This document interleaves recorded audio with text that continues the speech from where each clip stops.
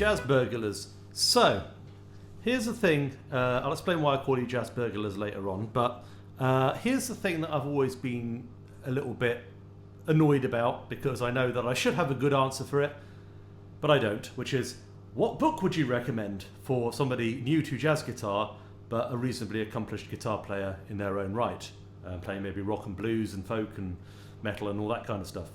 Maybe not all of those things, but maybe one of those things. And I was thinking for ages, I don't like any of the books. They're all bad. They're all chord scale manuals written by coneheads from Berkeley. I can't stand any of them. Never mind that actually there's some fantastic educators at Berkeley, but this is just how my brain works. And then I had I got a recommendation actually. I was online and somebody said, hey, this book looks good, and they described the contents to me, and I thought, because I thought I'd have to sit down and write my own book, and then no one would give a crap about it because, who am I? But luckily I don't have to write that book, because this wonderful man, Randy Vincent, has already written it. And Randy Vincent has written lots of good books, and he is a well-known jazz educator, and he gets people like Pat Metheny and Jim Paul and Mike Stern and Ben Mondra and Julian Large and Kenny Burrell and Bruce Foreman to say lovely things about his book in the in the preface. So that's great. So it's been done, and this book is brilliant. Okay, so it sets things out the way I would, which is why I think it's brilliant, because basically I think I'm brilliant. So no, okay, I'll rephrase that. I don't think I'm brilliant.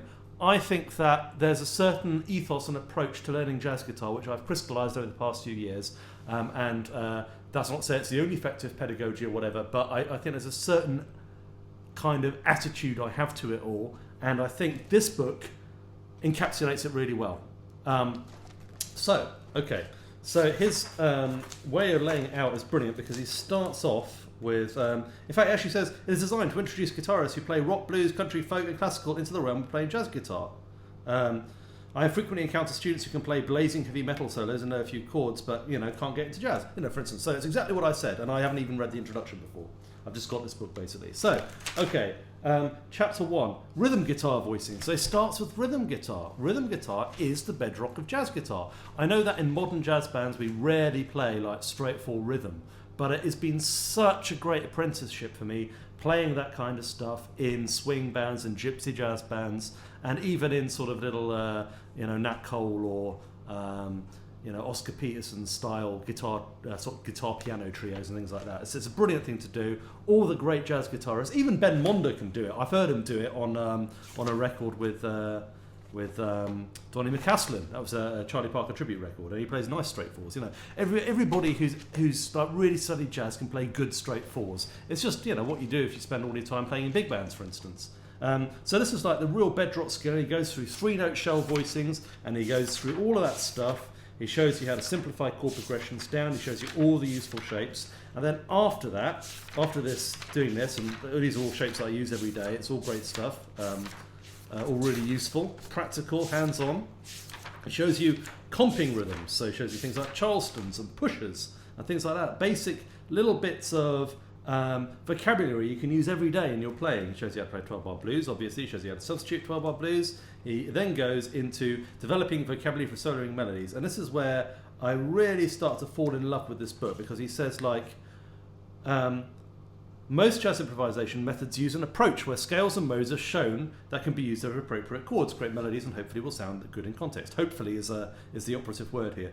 This is actually a little like starting by showing an infant that hasn't yet learned to speak an alphabet and hoping that she or he will create some poems and maybe some short stories. Yes! Thank you, Mr. Randy Vincent. That's what I've been trying to say for years. And it's so obvious. I mean, if you just compare music to language, as lots of us like to do, and Edwin Gordon, for instance, was a thinker, quite well-respected music education thinker who says that, then of course you wouldn't try to teach Spanish to somebody by teaching them, to read a vocabulary book or a grammar book. You would start off with little phrases, like, you'd say, like, please, thank you, can I have the menu, where is the station, all that sort of stuff that we all learn when we're learning languages, right? And it doesn't matter whether you learn languages in the classroom, whether you use one of these apps that people are finding really useful these days. It's the same thing. So why do we teach jazz in this ridiculous way? I don't know. Anyway, Randy Vincent doesn't, and that's great. And he talks about melodies and all this kind of stuff, how to vary melodies, how to take vocabulary from solos and tunes, and then eventually, he teaches you some scales. And this is the perfect order because the information is all out there. But the problem is that every student I've basically ever taught is the problem of there being too much information and no pathway through it. So this book will help you. It can't replace a good teacher who knows what they're doing, not just playing but also teaching, but it can certainly give you a good start, and then it will organise everything in a way that's useful to you, okay? And the other thing you need to do is you need to go and find a bunch of musicians and play jazz with them as much as you can, and then you need to keep doing that. And this information in this book will help you actually play jazz in the real world, with real people, making real music. Thank you, Randy. Great. That's my review.